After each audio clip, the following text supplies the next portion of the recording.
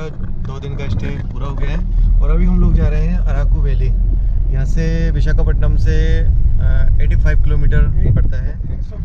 120 sorry 120 kilometre पड़ता है और करीबन 4 से 5 घंटे लग जाते हैं जाने में। हाँ 4 घंटा। हाँ 4 घंटे लग जाते हैं क्योंकि इसका जो रास्ता है वो काफ़ी ऊंचा नीचा उतार चढ़ाव हो रहा है, तो उस वजह से थोड़ा सा टाइम लगता है। रास्ते में हमें दिखाई देता है यह माता जी का मंदिर। स्थानीय लोगों का मानना है कि आगे का रास्ता बहुत कठिन होता है और उसके लिए पहले माँ से आशीर्वाद लेना होता है, तो इसीलिए जो भी लोग यहाँ से जाते हैं वो माता जी का दर्शन करते हैं और इनसे आशीर्वाद लेते हैं आगे सफल यात्रा की। अराकू वैली जाने का रास्ता पूरा पहाड़ी और वनों से घिरा हुआ है, इसीलिए यहाँ पर भिन्न भिन्न प्रकार के वन्य प्राणी भी देखने को मिलते हैं। अराकू वैली और बोरा केव के लिए विशाखापट्टनम से ट्रेन भी जाती है, पर उसमें रिजर्वेशन मिलना थोड़ा सा मुश्किल होता है। मुझे नहीं मिल पाया था, इसलिए हम लोग अपने प्राइवेट वाहन से गए थे। तो अभी हम लोगों का जाना है बोरा केव। अभी सिग्नल हो गया था बीच में, इस वजह से रुकना पड़ा। थोड़ा सा जगह को देख लेते हैं। यहाँ पर आसपास कई सारे अनुसूचित जनजाति और आदिवासी लोगों के घर मिलते हैं जो कि अपने जीवन के निर्वाह यहाँ के कॉफ़ी प्लांटेशन के थ्रू करते हैं। यहाँ पहाड़ों पर होने वाली कॉफ़ियाँ देश में ही नहीं अपितु विदेशों में भी बहुत ज़्यादा मशहूर है। बोरा केव अराकू वैली से करीबन 20 किलोमीटर पहले ही पड़ जाता है, तो हम लोग यहाँ पर आ चुके थे बोरा केव। तो ये बोरा केव का छोटा सा मार्केट है। यहाँ पर आदिवासियों के द्वारा बनाए गए हैंडीक्राफ्ट और बांसों से बनी हुई कई सारी वस्तुएं मिल जाती हैं। यहाँ के आदिवासी और लोकल मार्केट में बहुत ज़्यादा फेमस है यहाँ का बम्बू चिकन।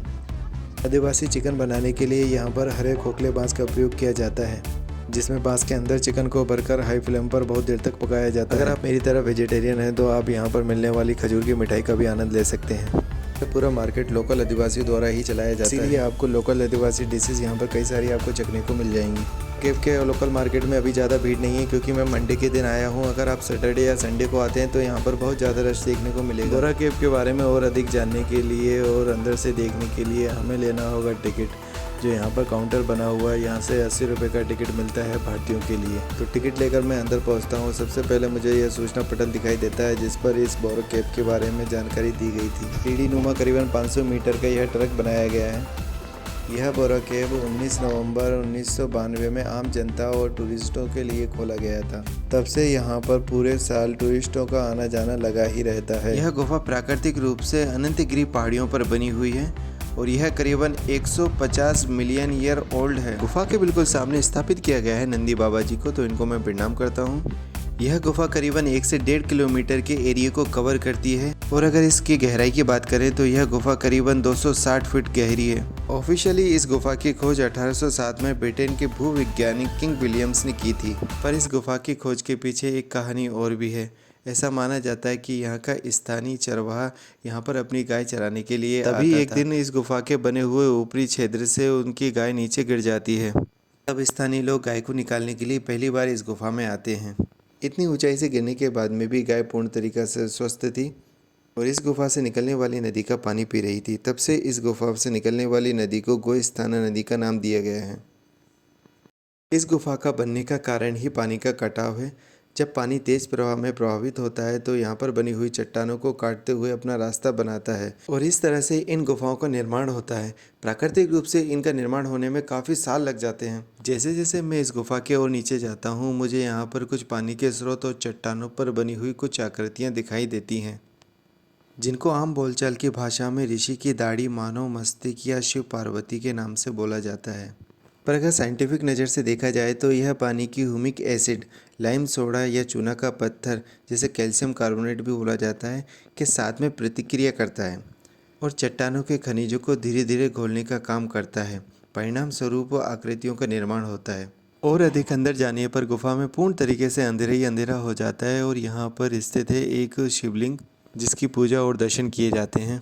अगर आप इस गुफा को देखने के लिए आ रहे हैं तो मैं आपसे एक बात बोलूँगा कि अगर आप अंधेरे से डरते हैं या ऊपर नीचे चढ़ने में सामर्थ्य नहीं है या आपको सांस लेने में दिक्कत होती है तो इन गुफाओं से बचें और अंदर ना जाकर आप बाहर से ही इन प्राकृतिक कलाओं का आनंद लें। इस गुफा को घूमने में करीबन 1 से 1.5 घंटा लग जाता है। अब आप देख सकते हैं कि यहाँ पर कितनी ज़्यादा भीड़ हो चुकी है, पर यहाँ का अनुभव एक बहुत ही रोमांचक अनुभव मेरे लिए रहा है। बोरा केव के बाहर ही बने हुए थे यह रेस्टोरेंट, जहाँ पर हर तरह का खाना मिलता है, पर यहाँ के प्राइस बहुत ही ज़्यादा एक्सपेंसिव थे। जहाँ पर मैंने एक प्लेट वेज बम्बू बिरयानी के लिए 280 रुपये पे किए थे और सोचा था कि अब टेस्ट बहुत अच्छा मिलेगा, पर ऐसा था नहीं, यह नॉर्मल बिरयानी की तरह ही था। तो ये यहाँ की स्पेशलिटी है कि यहाँ पर जो राइस बनता है, जो बिरयानी बनती है वो बम्बो में बनती है और इसमें रख के फिर उसको पकाई जाती है। चिकन बिरयानी भी बनती है, अगर नॉन वेज वगैरह होता है तो चिकन बिरयानी ले सकते हैं, बट हमने लोगों ने वेज ही मंगवाया हुआ है।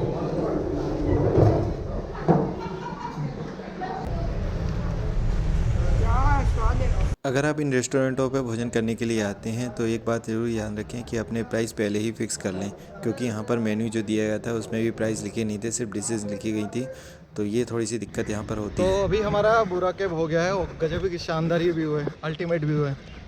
और अभी देखते हैं अगला कौन सा डेस्टिनेशन? ये कॉफ़ी प्लांटेशन और हिल पॉइंट। हाँ, कॉफ़ी प्लांटेशन और हिल पॉइंट, यहाँ पे जाएंगे। मेरे साथ में भाई हैं, बहुत फ्रेंडली नेचर है इनका, इन्हीं के साथ में घूम रहा हूँ। कभी भी आप लोगों को आना है तो इनसे भी कांटेक्ट कर सकते हैं, मैं डिस्क्रिप्शन में नंबर डालूँगा, तो आप इनकी हेल्प ले सकते हैं। और इनका सबसे अच्छा ये है कि जल्दबाजी नहीं करते, बिल्कुल आराम से तसल्ली से आप कर सकते हैं, तो बहुत अच्छा नेचर है। भैया का नाम क्या है? ये भैया साई किरण भैया।